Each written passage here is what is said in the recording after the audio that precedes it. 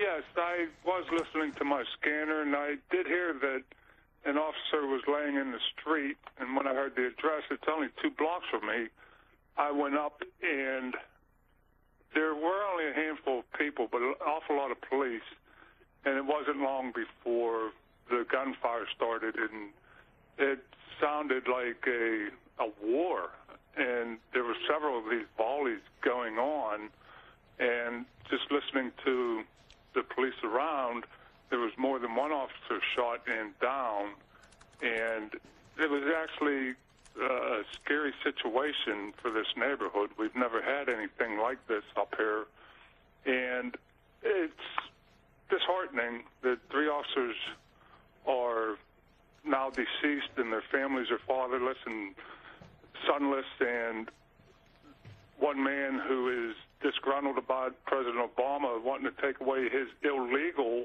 weapon that he should not own, and it's just so senseless that it's senseless and it's terrible, and it's going to leave a scar on this neighborhood, a memory that I will never forget, just as for the tragedy, because what people don't realize with this tragedy, these officers can't close down for the day. They cannot go home for the rest of the day. They still have their job to do, like I do as a city firefighter. We lost firefighters several years ago at the church. We still had our job to do, and you can't put this type of thing behind you.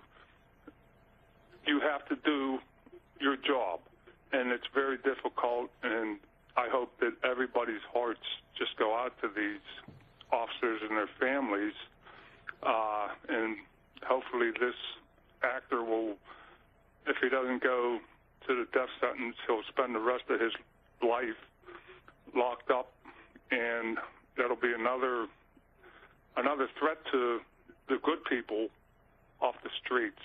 It's just terribly senseless.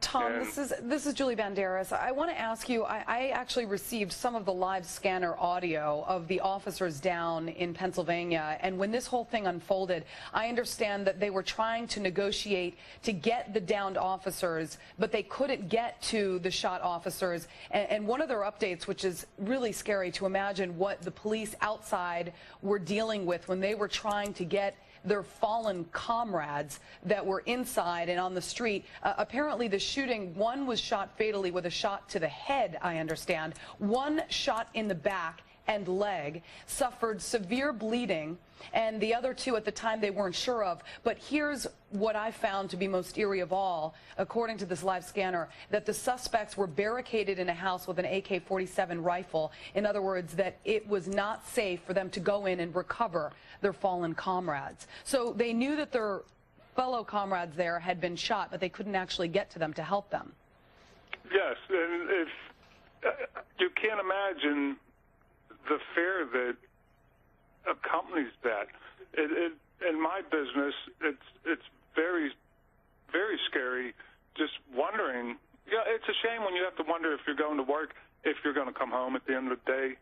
And to see one of your fellow officers laying there, and anybody who tries to go to get him, I don't know if you heard on your scanner, the one officer was going over, he was saying something about a woman in a pink coat, and he got shot in the hand. But to be helpless, and these officers laid there for so long, just bleeding out, that, you know, it's hard to comprehend that this fellow is going to be in this house barricaded and just let these people die over such. There are avenues that you can go to go against President Obama's gun ban, and this is not the way things are handled in this time. I mean, this is 2009. It's not 1930. It's just unbelievable that I can't imagine the fellow officers unable to get there to rescue their own. Yeah, it's heartbreaking, Tom. Describe, if you would. We aired for our viewers some of the gunfire that we were able to hear through our cameras. How long did this exchange of gunfire last? The first one, just guessing, there had to be a volley of 600 shots fired. And I don't know if it was all SWAT or if it was a combination of him shooting at them or if they were throwing cover fire so that they could get in there to get their wounded comrades. But there were several of these volleys. Yeah, we're listening to them, actually, Tom, right now. Let's pause here for just a moment.